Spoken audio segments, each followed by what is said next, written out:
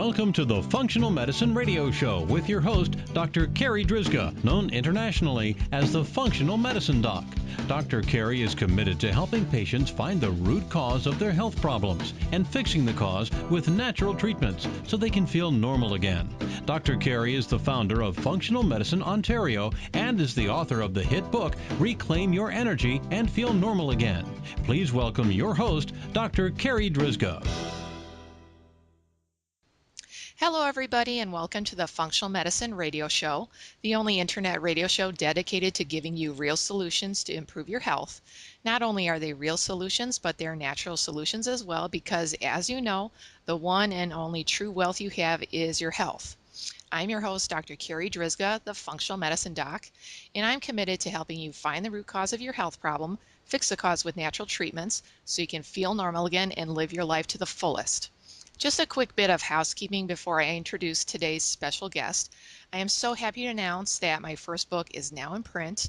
The title is Reclaim Your Energy and Feel Normal Again, Fixing the Root Cause of Your Fatigue with Natural Treatments. I've discovered 14 root causes of fatigue. I like to call them the fatigue factors. And in this book, I explain 8 of the 14. I've had some amazing feedback on how easy it is to read and understand. It's not full of technical doctory language like most books written by doctors are. And of course, the book also includes my own personal fatigue story, along with 4 other stories from real fatigue cases from my private practice. It's available in paperback and Kindle forms, so if you'd like a copy, you can find it on Amazon or on my website, www.drcarri.com. That's it for our housekeeping, so let's get started. I'm so excited about this week's show because my special guest is someone that I greatly admire. Her name is Sherry Strong. Let me tell you a little bit about Sherry. Sherry is a food philosopher, chef, and nutritionist. She is the author of Return to Food, the Life Changing AntiDiet. I love that title. She was the curator and co-founder of the World Wellness Project, Victorian Chair of Nutrition Australia, Melbourne president of Slow Food, and a TEDxTokyo 2009 speaker. Sherry's created the Return to Food Academy, where she teaches people online to become Return to Food coaches. Sherry, thank you so much for being my Sherry, thank you so much for being my special guest today on this episode of the Functional Medicine Radio Show. My absolute pleasure, Dr. Carri. Thank you for having me. Sherry, the premise of your book, Return to Food, the Life Changing AntiDiet, can you tell us about that? Why are we so sick? People aren't eating real food anymore. Talk to us about your book.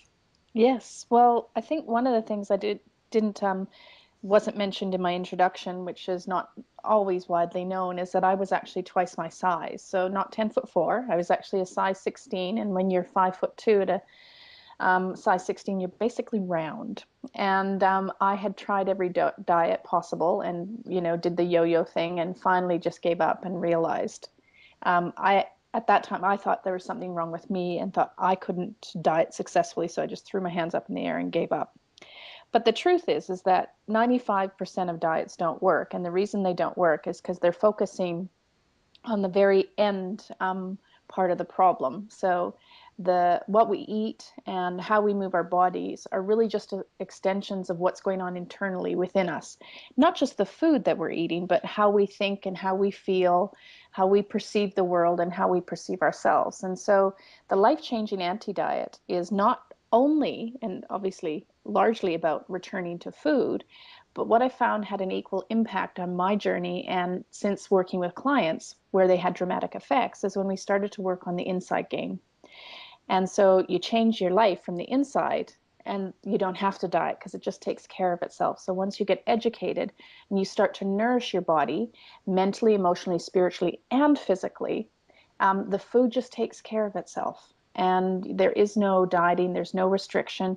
It truly is about loving life and embracing, food as the vehicle, not just to nourish your body, but to experience pleasure, but not just the kind of fading pleasure, of addictive substances, but true pleasure that, while you're eating the food, it's delicious. After you've eaten the meal, you feel fantastic, and you sleep well through the night. And when you wake up the next morning, you feel great because you've actually made those choices that are truly nourishing, energizing, and protective to your body.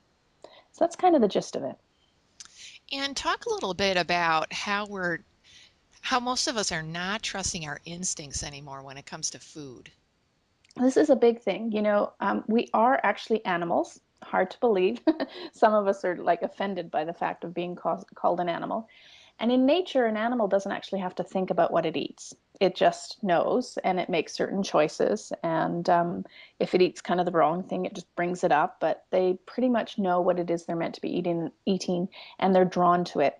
And it really goes down to very specific things. Like if you take an animal in the wild, or whether they're uh, in a conventional farming environment, when you give them a higher quality food choice, they will actually choose that instinctively. And there's many examples of that in several books that are out there, including Seeds of Deception. And I actually include one in the banana story in Return to Food, which is quite dramatic.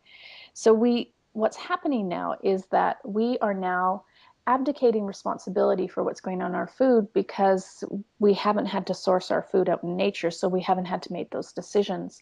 And so when we're sourcing our food, particularly in a supermarket, we're really basing our decisions because we've lost our intuitive ability and instinctual ability to make those choices. It's still there, but it's hidden and it hasn't been trained. And so we don't know how to actually use it. We rely on marketing from packaging, and we rely on very sophisticated nutritional marketing, and that can carry over into certain dietitians and nutritionists and even doctors who believe the marketing hype that's provided by the company, and suggest that people should be eating these foods because of the health benefits in them. When just because a food has a nutrient in it doesn't mean that that nutrient is ideal for the human body, or even that that human should actually be eating it. And so we've kind of lost that edge, and we're trusting information rather than our own bodies. And it's a skill to actually go back to start to listen to the body. Okay, so Sherry, you mentioned real briefly there the banana story. So that just piqued my interest. Can you tell us a little bit about that? Okay, so when I first started my cooking school in Melbourne, Australia in 1993, I went organic. And that was not at that time because I knew a great deal about it, but as a chef, I'd been a chef working in some of the best restaurants in Australia.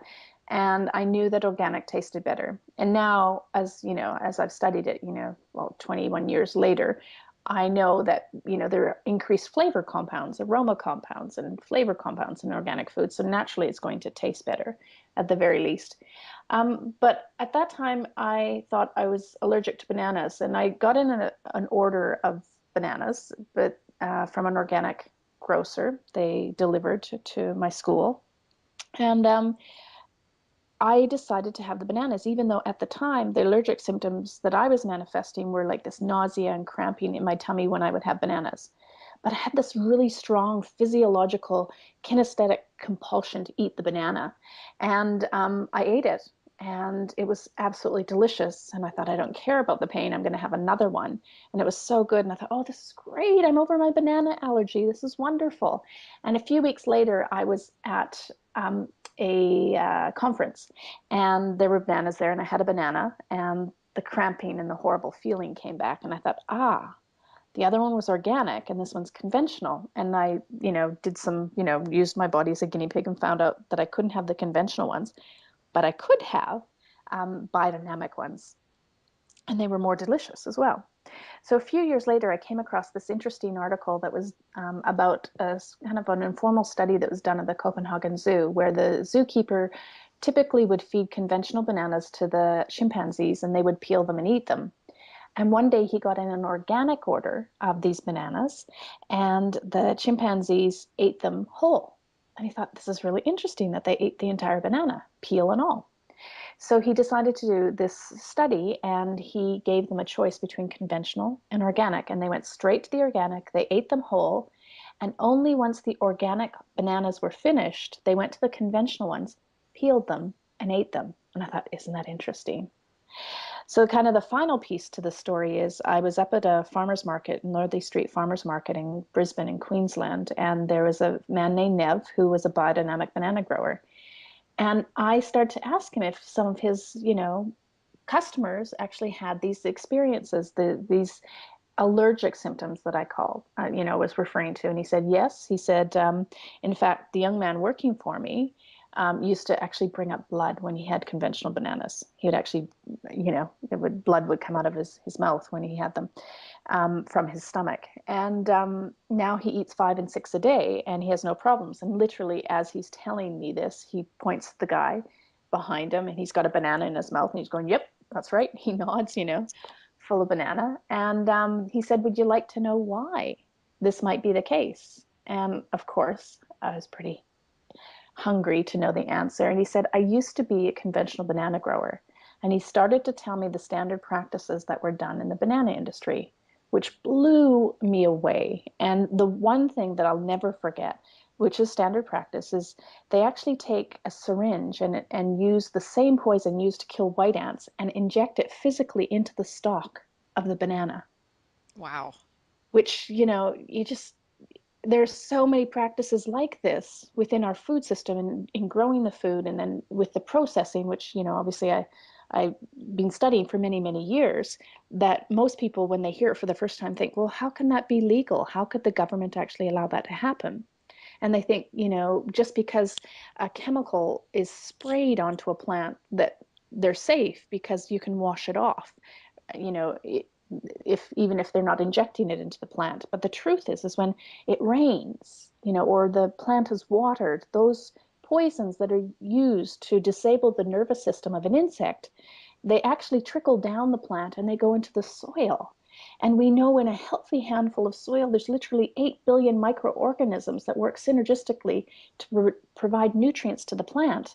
And if that chemical is designed to disable the nervous system of an insect, and which is not too dissimilar to a human's, what do you think it's doing to the very delicate, small, minute, invisible to the eye microcosm and structure within that handful of soil? Well, it's going to kill a lot of those things.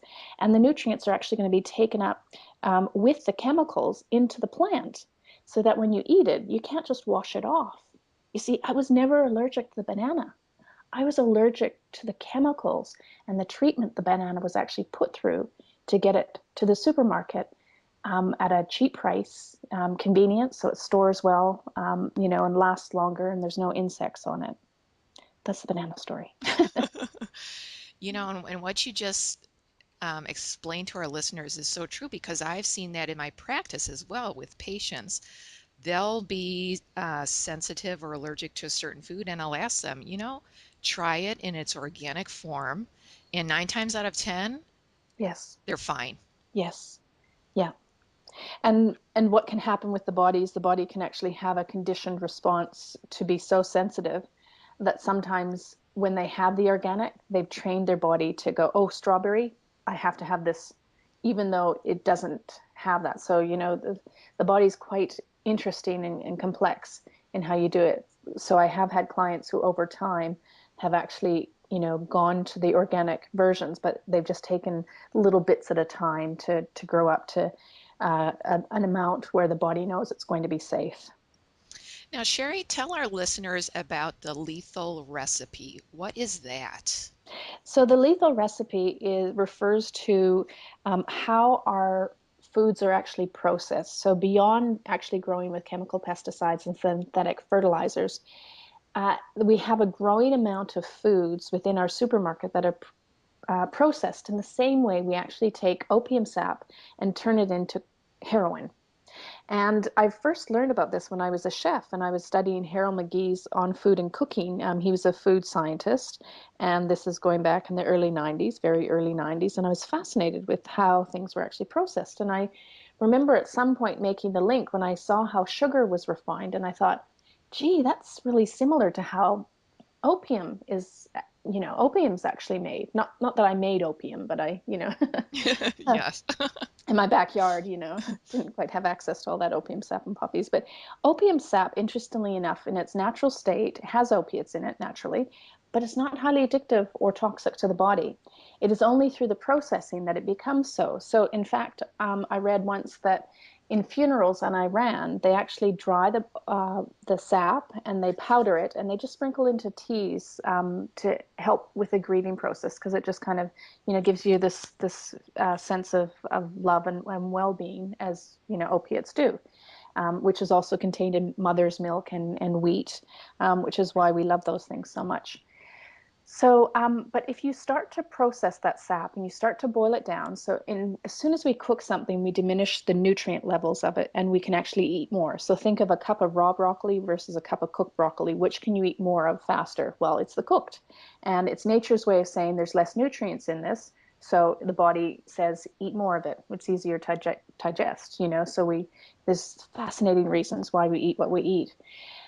So they cook the sap down and then they start to, obviously the heat's going to denature it, but they start to skim off the macro and micronutrients. If you've ever seen someone making a stock, a soup, you'll see them skimming off the top, which we refer to as impurities and the scum. But in truth, it's actually macro and micronutrients, vitamins, minerals, phytochemicals. And that's what they're doing to the opium. So the less of those that are actually in the food, as they're going for the more pure substance, just like, salt is reduced from 84 minerals to sodium chloride, which is one, and, sugar cane, which has, hundreds, if not thousands of phytochemicals and vitamins and minerals and, naturally occurring plant nutrients in it, is actually skimmed off and processed to the point where it's reduced, where it's one, ingredient, which is sucrose. So the same thing they're doing with this opium sap, they're boiling it, and so they get it to the point where it can actually be dried, baked into a crystal form, and that's the opium, which we know is toxic and addictive to the body. Now, what they do to actually make heroin is they go through several more processes from that stage to basically remove any kind of macro and micronutrients. So it's just one pure ingredient, which is the heroin. So what happens is that's even more addictive and more toxic to the body. And so what we're having is there's 5 of these main ingredients that are almost in everything in our supermarket. In fact, if you took these 5 lethal recipe ingredients out of the supermarket, you barely have a handful of left of things to actually eat. And that's refined sugar, refined oils, refined grains, refined salts, and chemicals. So all of those things start off natural, but through many processes that you can never ever replicate in nature, they become unnatural. And over a period of time, as any country starts to adapt this lethal recipe, we see the incidence of lifestyle diseases increasing exponentially, which has a lethal effect, on our well-being. Sherry, I love the way that you just explained that. That makes me look at our food supply in a totally different way. As I was listening to you, I was thinking, well, that makes complete sense. And from a herbal perspective, Mm. most of our medications actually come from herbs, but they take Mm-hmm. out one ingredient and they highly refine it. Mm-hmm. And that's when that one ingredient becomes a medication and has the potential for creating a lot of harm in the body. So Mm-hmm. I love that explanation about the 5 lethal ingredients. So you said refined sugar, refined oils, refined grains, refined salt, and the last was refined chemicals, right? That's correct. And there are more. So you can do it with anything, right? So you can do it with dairy, you can do it with soy. And we see as people do that, where we once would have, cow's milk that was unpasteurized, and whole, the human body adapted to be able to handle it. Well, refined, dairy nowadays is just as, lethal as any one of those other ingredients that I mentioned. So is this must be part of why, food alone will not make people well. And I get that question a lot when patients come in. Well, don't I just need to make diet changes? It's like, Mm. no, there's a lot of other stuff going on too. Can you talk a Yes. little bit about your perspective on that? Well, food, it's that whole thing. What is food and what isn't food? You can go to a supermarket and get things that look absolutely beautiful in the produce section, and they have, been strategically grown and in a certain way where their nutrient profile is very little. And so You know, the great thing about even just switching even to conventional produce is if you're starting to eat a salad instead of something, from a drive-through, at least you're not eating all the tons of chemicals that are actually in the drive-through food. So a typical, three-course meal that includes a little chicken nugget dish, fries, and a burger with an apple pie and a soft drink can have over 600 words in the combined ingredient list. And that doesn't include the fact that that burger that's been cooked on a stainless steel grill tastes like it's been on a char grill because of a flavor additive that can have up to 400 different compounds in it. And the lettuce that's been grown for that burger can have, be grown with chemical pesticides, synthetic fertilizers, and then sprayed with a cocktail of 11 different chemicals to preserve it. So even going to conventional is an upgrade from the kind of the processed world. So you can kind of take this in phases. But then once you gain awareness, people start to feel when those chemicals start to move through their body and they start to have some of the cellulose, and vitamins and minerals that are in the conventional produce washing it through their body, they get a sense of well-being. And then when they upgrade again to organic and they're starting to eat live, fresh, living foods, and they're organic again, they reach another threshold of well-being. So there's kind of steps and processes. Some people just skip right to the end, but there's often what I refer to, and I've seen over 20 years of doing this, there's kind of a hero's journey, and there's 11 different stages that people actually go through when they're going on this process. Um, so it requires that you take this holistic process, and I often use a concept that I came up with called hypernourishment, and I look at hyper in the context of more than three quadrants, so mental, emotional, spiritual, and physical.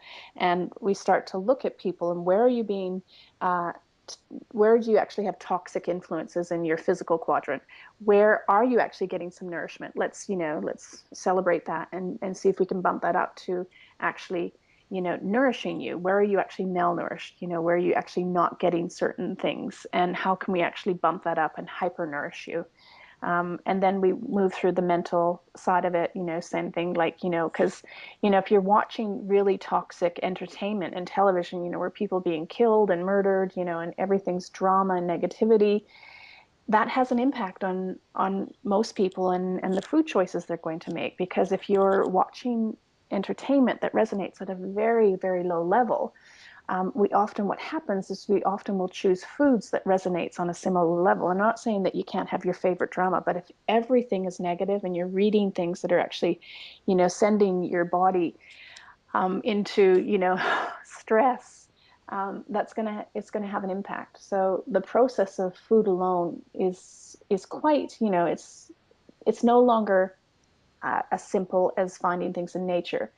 But here's the good news: is that simple and easy, as you would know from your practice, are two very different things. Simple to actually go to eat your living foods may not be the easy option, but it's certainly going to be the one that yields the more rewards. The great news is that we tend to think of, oh man, that's so hard work. I can't just rip open a packet and throw it in a microwave. I actually have to buy vegetables and wash them and chop them and make something with it. Well, nowadays it's so easy to actually buy good quality ingredients compared to growing it yourself. You kind of have a shift in how you're thinking, and it doesn't actually have to be that hard. So Sherry, I get this question a lot from patients.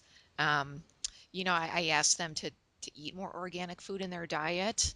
And a lot of the times they'll say, well, it's too expensive. I can't afford it. So can you explain to our listeners why organic is far cheaper than conventional foods? Right. Well, nutrient for nutrient, and how organic food is grown, it's 40 to 60% higher. Rodale Institute, Scripps Institute, Newcastle University did a 4-year study. All of them did around 4-year reviews on the literature uh, of everything that is actually out there. And they determined that organic produce is 40 to 60% higher in nutrients. So the interesting thing is that if you buy organic produce, it requires less to actually nourish you. So conventional produce is actually more expensive because it tends to be bigger. It's more full of water, which that water's, great in hydrating you, but you're not getting the same kind of level of nutrients. You're actually paying more, particularly if you buy organic in season. You buy it at farmers markets. You do a bit of shopping around. It's becoming much more readily available. And I know in certain parts, the world, it is tough.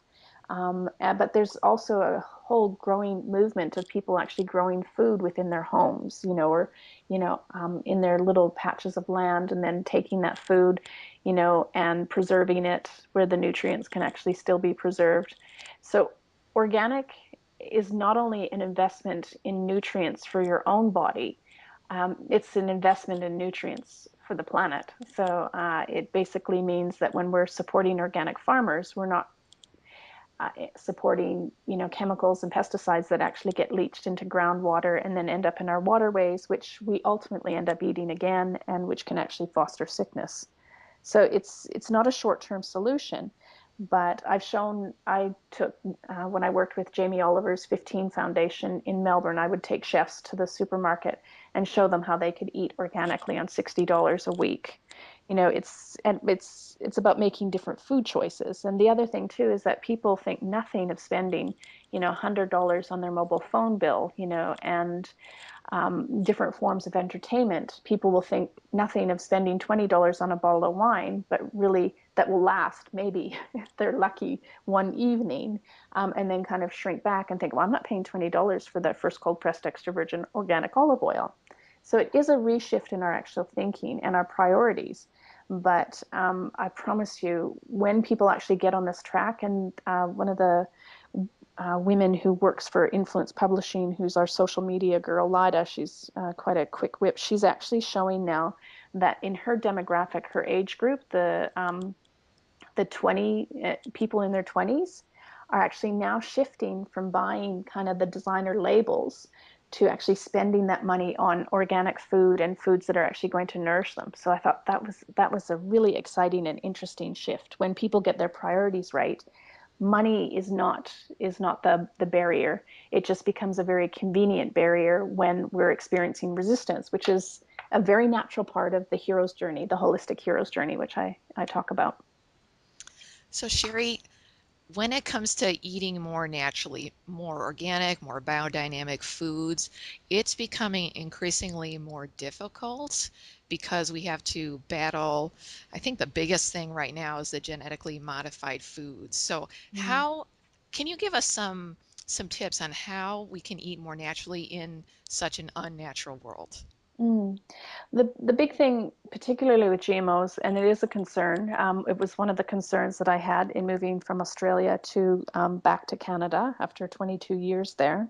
It's because I know that 70% of our processed food in this country has genetically modified foods in it, which, by the way, genetic modification of foods where they actually bring in the DNA of other species, or they actually intertwine pesticides into the actual seed of the plant, could never actually be done in nature. So when people say that it's been going on for thousands of years, hybridizing is very different to genetic modification.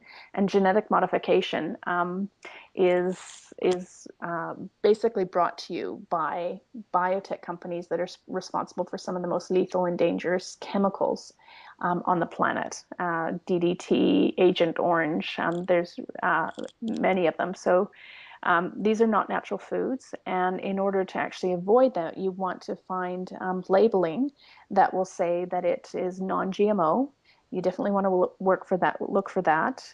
Buying organic is certified organic is a great way to know that you're not getting genetically modified foods in your food, and also supporting your local farmers and that are growing organically. It's a wonderful way. I do my primary shopping at a farmer's market, and then I buy the rest of what I can't get at the farmer's market at organic food stores. So it requires kind of a new way of looking things and educating yourself. But I promise you, with the right kind of flick of the switch of the mental attitude, it becomes a new, interesting kind of hobby and a way of sourcing things. And that's, one of the reasons that I wrote the book is one way of people learning about it. But I now also train other people who actually go into homes and show people how to actually do, go to the farmer's market shopping, go to the supermarket, do a kitchen audit of their phone and of their home, and start to transition a lot of these conventional genetically modified and processed foods into organic foods, and to do it in a way that's not shocking or alarming, or creates more stress, but it's kind of a natural, beautiful, loving transition. Yeah, just doing that transition bit by bit. As I tell my patients, you might need to climb Mount Everest, but if you just take it one step at a time, you will eventually get there. Yes. Yes. So, Sherry, let's talk a little bit about energy because a lot of our listeners out there could use more energy. What are 3 things that you think we could all do today to increase our energy levels? So the first thing, we need to start looking at what are our biggest energy suckers. Now that can come in the form of food, and if you are eating processed food, you're not being nourished. So that is not only going to not nourish you, those lethal recipe ingredients actually strip nutrients from your body. So you're ending up at a deficit when you're eating those foods. So start to look at where you have the lethal recipe in your kitchen and start to remove them. I call this the replace principle. So when the salts, the sodium chloride, your dinner salt, that's highly processed runs out, or the next time you're at the supermarket, find the natural sea salt, and the canola oil, or the olive oil that's in a clear glass bottle and it's clearly very refined. You go and find a cold pressed extra virgin olive oil and buy smaller quantities, so you're not shocking your food bill. You're not going to eat everything all at once, and it's better to buy smaller and fresher than these bulk volume of things. So that's one thing. So you removing the lethal recipe, we start to make natural choices. So choices that we can find in nature. So one of the philosophies I teach in the book is the nature's principle, is nature tells us what to eat in the quantities to eat it in by how easily it's obtained in nature. So that which is most abundant, we're meant to have the most of, and harder to obtain in nature, we're meant to have less of it. In fact, nature gives us stronger physiological desires, so we work harder to get it. And in doing so, they tend to be the higher energy foods. So we actually end up working off the energy from these foods, which is why in nature there's no natural obesity. And then the third area is, if you cannot find it in nature, not only is it harmful to your body, it's also harmful to the environment. And we don't actually need that to sustain our life. The problem is most of us in North America are actually eating a large part of our diet from that third area, things that could never possibly be made in nature, and it's sucking energy from us. So we need to get rid of that. Start to replace it with natural versions. Definitely start to hydrate. You need to get water into your system, and preferably water that's from a spring, or at the very least that you have a decent a filter. I actually get in spring water that comes from a local spring here where I live in Vancouver. I actually live on Bowen Island, and I get it from a natural spring. Because hydration is primary. It's a catalyst for every single biological function in the body. And once you actually start to remove the toxicity, start to introduce real food and hydrate your body, you're going to have a lot more energy, and you're also going to have a lot more clarity of thought.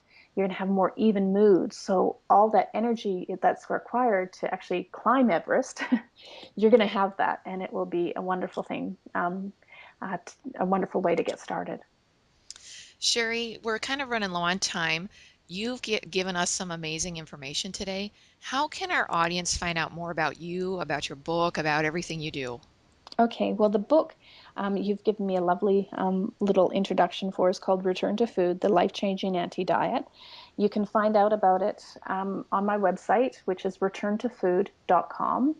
And there's also links to the book, and there's lots of recipes and videos on that site and information in the blog there.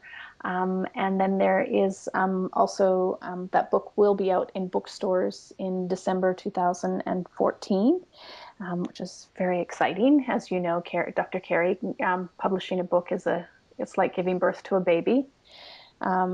So those are probably the best ways to actually get in touch. And if you send me an email directly, to Sherry at sherrystrong.com, or you can do Sherry at returntofood.com. I will send you a free ebook, which has some beautiful living food recipes that will kickstart your energy. They'll add some, natural hydration through your food to your diet. And if you choose the food organically and start with those recipes, it will absolutely leave you feeling wonderful. Sherry, I'll make sure for our listeners that we have all of those links in our podcast notes. Wonderful. Sherry, thank you so much for being my special guest today. This was such an awesome interview. My pleasure. All right, that wraps up this very special episode of the Functional Medicine Radio Show with Sherry Strong.